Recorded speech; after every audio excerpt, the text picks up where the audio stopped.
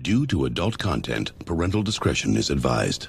Sucker love is heaven sent you. Pucker up our passion spent. My heart's its art, your body's rent. My body's broken, yours is bent. Carve your name into my arm. Instead of stressed, I lie here charmed. 'Cause there's nothing else to do. Every me and every you. Hey loves, I'm Sarah, I'm 20, I'm a queer fangirl who spends too much time on the internet. I'm Robert, I'm not quite 50, and I don't spend as much time on the internet, but I have seen way too many movies and TV shows. And this is 50v20. The podcast where we take a look at queer representation in media. One ship at a time. Hey, there's more to life than shipping. Don't you dare insult shipping in my presence. What you do is, whenever we're editing, is we just fade it in sometime in the early sentence, like the conversation already started. And today we're talking about Quelliot. Why does that? You just said it out of nowhere. No, yeah. It's true. We are. That is Quentin Coldwater and Elliot... How do you say his last name? Waugh? Wow. Whoa. I think Evelyn Waugh is spelled the same, so it's probably Waugh. No, I thought it was Wah, but then... They probably say it in the first... somewhere in the show, but... They did, and I bookmarked it in my brain. I couldn't even remember what his last name was, so I'm not sure if they can't said find it often. Unlike Coldwater. Coldwater, everyone always Everyone refers to him as that Quentin because, Coldwater. like, it's such a name, which we'll get to. Well, so in season 1, they're setting him up as, We'll like, talk about it later. for him to think he's the chosen one and has some destiny. Terrible. And the whole point Sorry. Well, no, the whole point of season 1 is that he isn't, and he doesn't. So yeah, we're talking about the magicians. Sort of. The magicians as well, you know, because Right, the show goes in with the Magicians shit, is but- very good one on our general themes of sexuality and gender and all that stuff. They kind of welcome everybody in that show. They kill some of them, yes, we'll get to that. This week on Bury Your Gays. It's all we've done so far. Keep in mind, listeners, this was recorded before any of our Heartstopper or Red, White, and Royal Blue episodes where, you know, no one dies. That was nice. We will try something that doesn't end up dead next time. We're gonna watch Heartstopper eventually, so... As soon as we that watch will it, someone's going to end up dead on that show. It'll be No, like season 3 starts with a that's- horrible death. Season 3. There's season 2's coming out on August 3rd Oh, on I thought it had 2 seasons Netflix. already. I'm behind. No, no, it's not that kind of show. Also, there's a comic, and they stay pretty true to the comic, and no one dies, as far as I know, so. Except for, like, a dog. No, I think And one of course, right, the last noise it makes beforehand is it telling everyone it's gay. Bury your dogs. Well, you can. And If they're dead. Isn't there a website that Bury your tells dog. people, Oh, there is does the dog die or something like that, and it basically is a catalog of if an animal dies in the film, just because some people are really triggered by that, Yeah. and that's fine. Yeah, Some I people don't are triggered by people dying as well, and that you could find. Well, No. They don't have I one don't of know those if there's for a good people. list of that. Just you for could dogs. You could figure it out if you look at the Parents Guide for the movie on IMDb or for the show.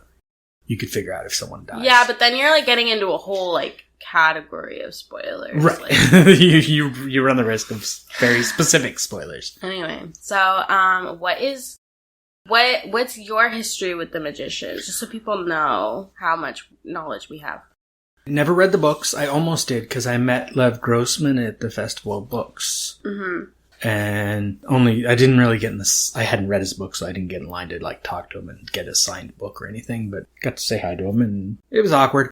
Listened to him talk for a bit, so then I looked up the book and it was on my long list of books to read. And then they made the show, so I watched it immediately. Yeah. And watched it till it ended. Right. You stuck with it. Yeah. I know a lot of people stopped watching and you I stuck know. with it. So, Yes. good for you. Yeah. You're a true, loyal fan. As I said in a different podcast of mine when Elliot died, spoilers. We'll link that somewhere. Yeah, I'll put a link in the below, because even though that show didn't go very far, the episode is still available. Despite the gay angle and the barrier gaze angle, it is rather bold of a show to kill off what is arguably the main character at the end of the season. Yeah. When there's, at that point, a good chance Sci-Fi was going to renew them again. Yeah. I think it was the 4th season where it was iffy if they were coming back. Yeah. Not the 5th. And so that was pretty bold. Something. Yeah. Anyway, so that's really cool that you watched all of it. I did not. So just so everyone knows, I did not watch all of the show. I watched most of season 1, I think. And then I've seen And you've seen episodes I've seen episodes here and there that like... And you followed fanfic, right? Yeah, I've read some fanfic. I have Tumblr and follow a bunch of people who like... I have Tumblr. I have Tumblr. No, I follow a bunch of people who are like fans, so I kind of like... I know who the characters are, I know kind of like the gist of what happens, but I didn't like watch it. Funnily enough, the day that I started watching the show, I don't know if you remember this, but I like got home from school, I think, and like I was like, okay, like I'll finally start watching it because you had been telling me like you should watch the show for a while. Yeah. And so I was like, okay, fine, whatever, I'll finally watch it. And then I watched, I don't know, a few episodes. There were like quite a few actually. We watched it for quite a few hours. And then I went upstairs and I was like, oh, this is kind of cute. Like, this is kind of fun. And I don't care about spoilers. So I went on Tumblr and I like typed in like the Quelliot tag. And that was the day that like the finale aired. Of season 4. Yeah, of season 4.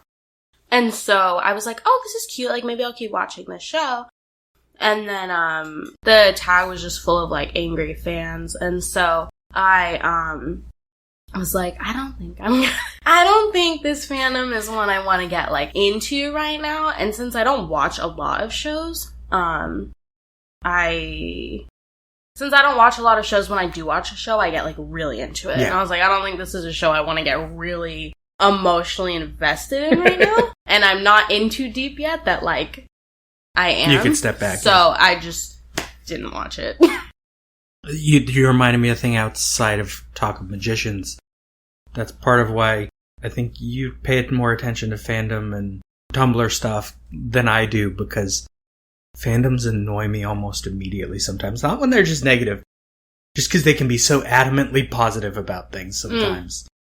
And will argue about the stupidest things. I'm friends with lots of people who discuss Star Wars. Oh my god.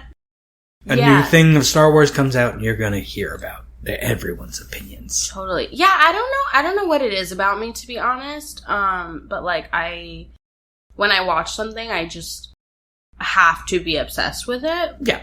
Like I can't casually watch something, which is why I don't watch a lot of things. Right. So every time I do, I like need to know everything about it. I get really invested, and so yeah, I wish I could casually watch things. That sounds great, but I'm not very good at that.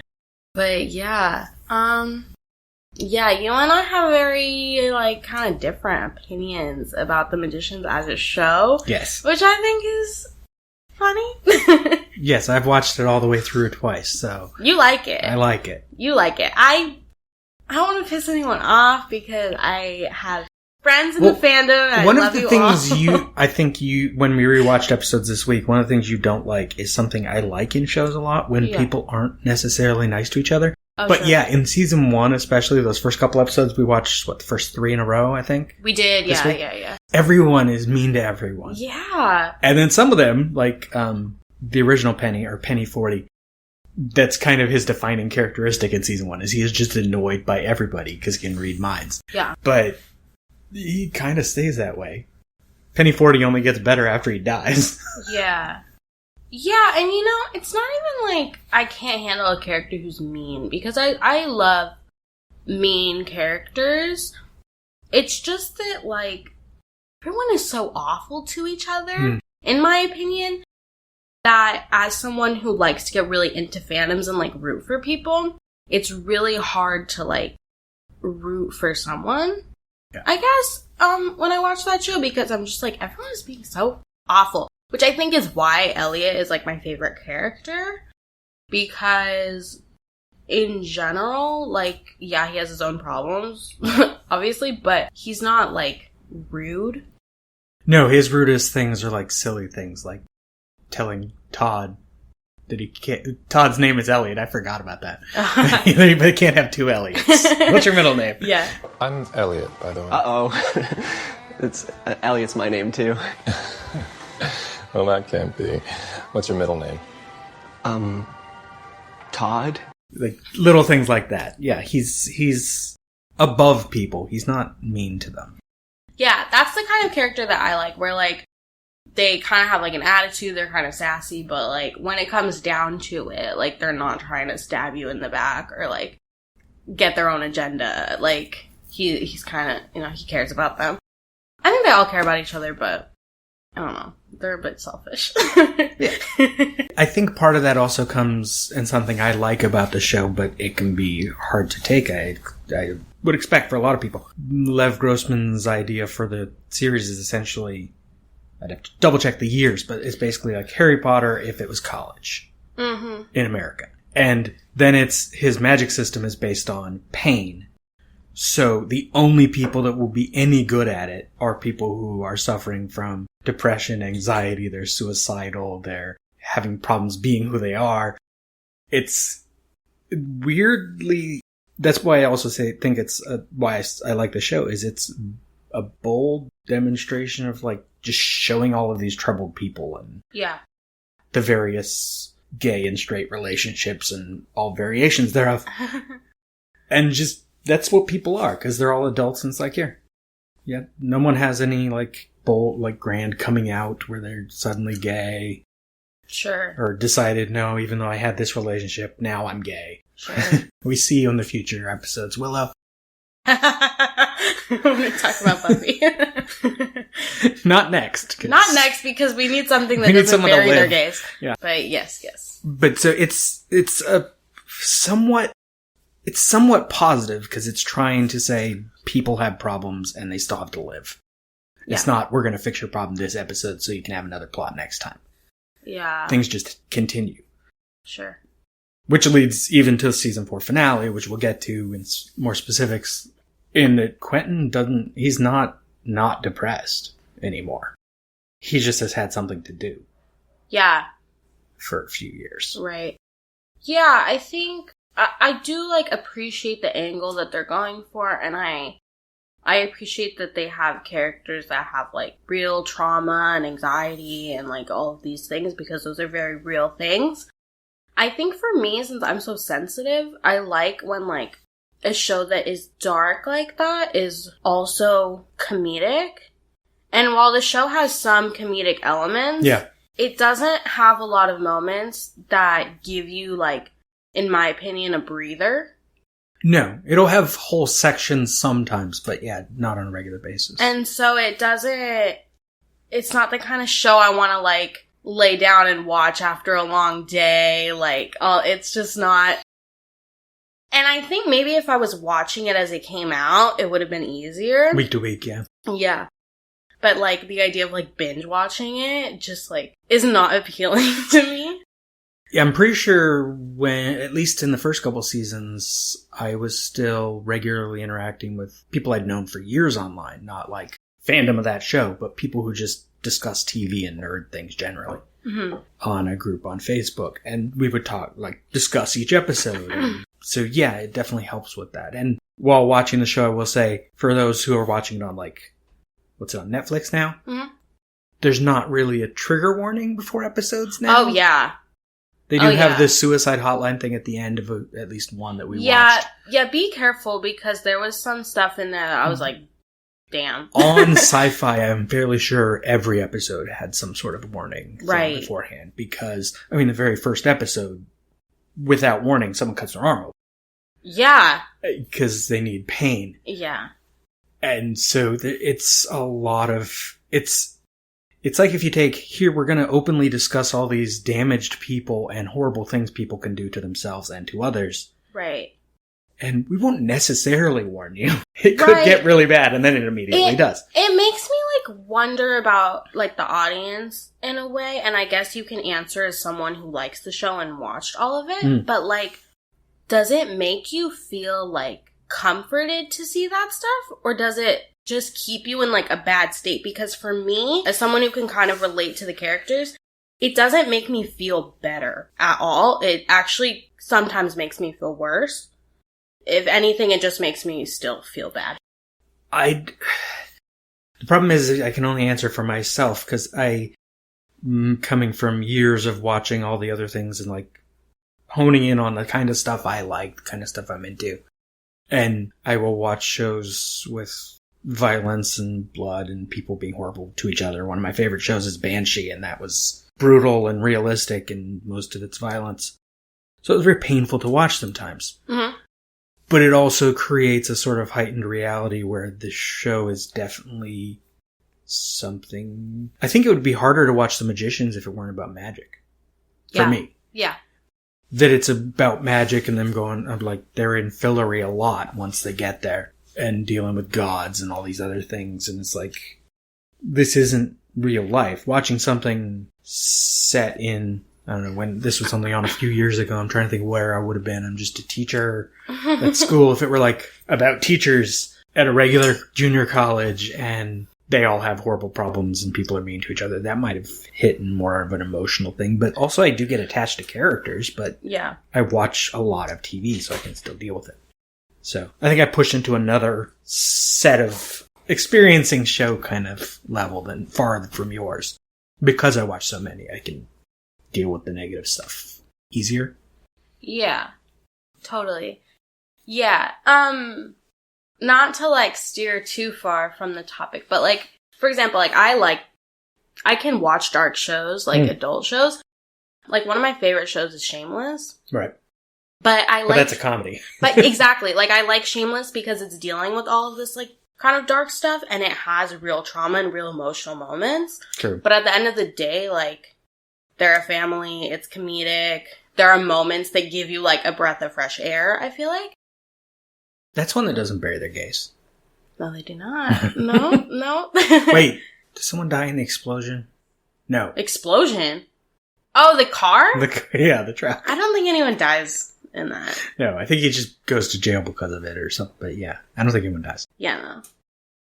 And it's so cute, Ian. We'll get to Shameless at some point. Yeah, Shameless is great. I love Maybe Shameless. not next. I think we need something shorter. So oh my god, yeah. Shameless is like 11 seasons. So we don't have to worry seasons, about, like, finding a few episodes to highlight out of multiple seasons. I know, it's tough. Yeah, well, luckily Heartstopper is 3 hours long, so that one won't be too bad. It's like a movie. But yeah. Shameless. Yeah. So yeah, I like Shameless, even though it's, like, dark and whatever. Back to Magicians.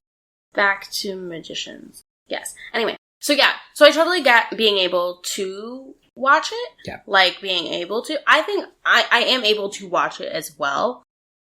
But I guess also I'm still wondering, like, is it, like, do you like it? Like, because you do like it. Yeah. So, like, does it make you feel happy? I mean, I look forward to the next episode. Yeah.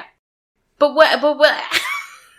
I'm sorry for grilling you, but, like, I don't know if I can explain that in better terms, because the terms, that's a term that would mean something different for you than for me, because we watch different things, because we expect different things from what we watch. Is it like when you, like, because I love to listen to, like, sad music. Is it like when you listen to sad music and, like, you feel sad, but it's, like, kind of, like, cathartic in a way? Yeah. Okay. You're happy sad. Happy sad. Yeah. Insert that clip. I don't know what you're talking about. From Singing Streets. Will you write me a happy song sometime? I need a laugh. But what if I don't feel happy? Your problem is that you're not happy being sad. But that's what love is, Cosmo. Happy sad.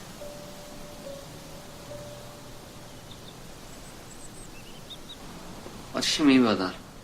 Well, I think what she means is that you need to reach a place in your life where you're okay with your sadness. It's pretty high concept stuff. How old did you say she was again? 16. It's monastic. She's like a monk.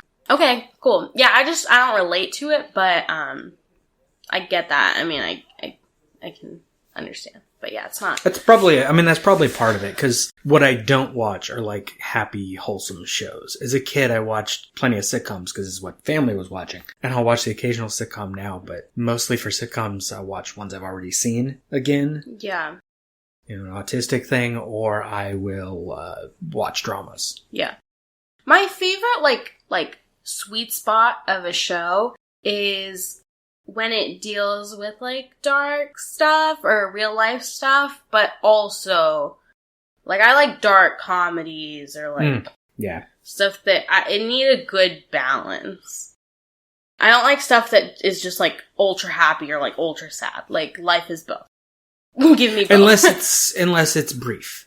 Yeah. Like, oh my god, I can't even think of this show. It was on Netflix. I think it was on some cable thing first, but it's a guy gets out of prison because he was wrongly convicted like 15 years ago. Mm-hmm. And he comes back to his hometown.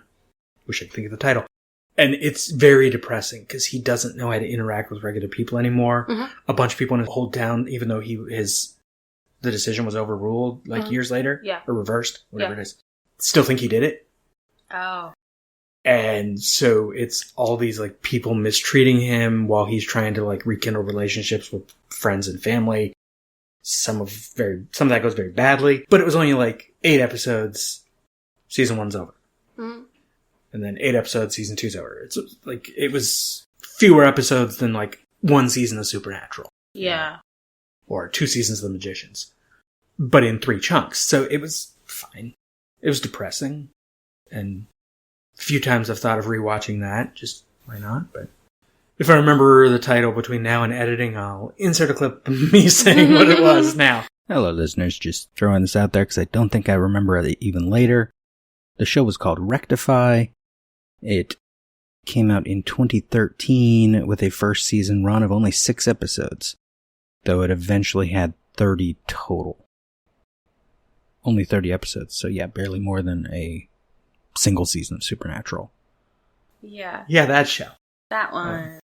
Yeah, I don't know. I'm too sensitive for stuff that's, like, just so sad. I think also because life is sad, so, like, when you watch a show, you kind of want to, like, escape. Like, I get it. I get that there are different perspectives. I totally get There's that. also different versions of escape. Right.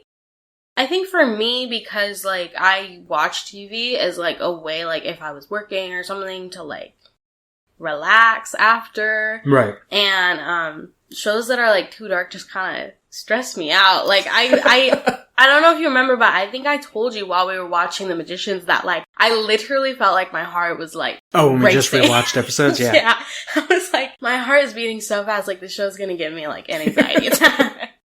I wonder if that would have been better because you had a week between episodes, like, watching it, or if it would have been worse because you didn't know what was coming. Yeah. Now you knew kind of where things were going, so it's more just the way the show is than anticipation.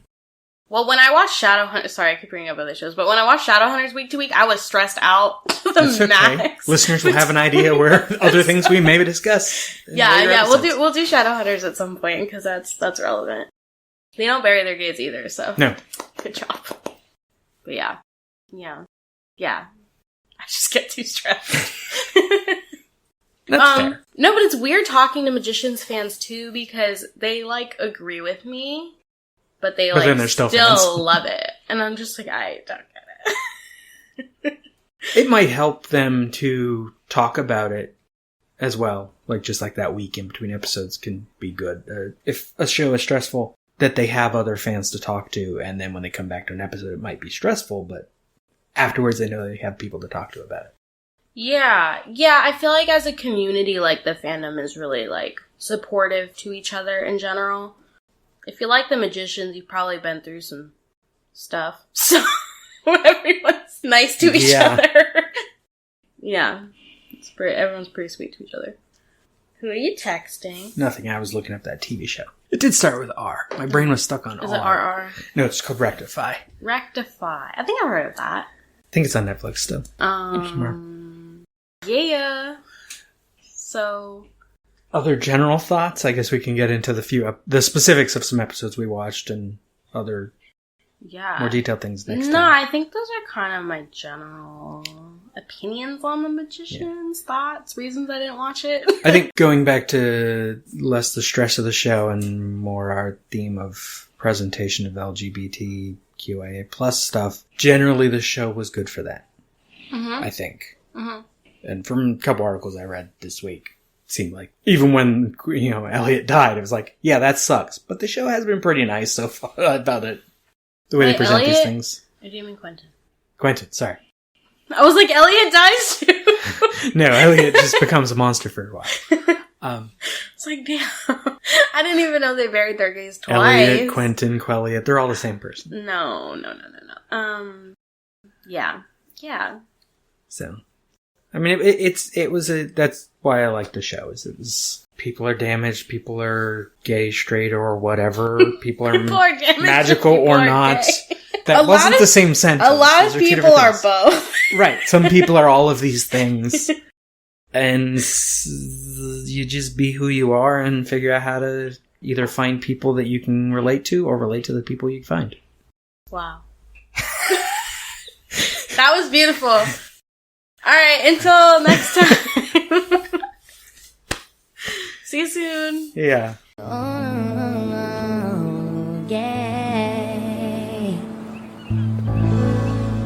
Thank you for listening. 50v20 is a production of Lemming Drops Studio. You can find links to this show and more at lemmingdrops.com. Subscribe to the show and review the show on your favorite podcatcher. Join the Facebook group at Lemming Drops Studio Tour for updates. Follow the show on Twitter and Instagram at 50v20podcast. And send us gifts. And support the show at patreon.com/lemmingdrops. I've been sucked into your awful fandom. Bye.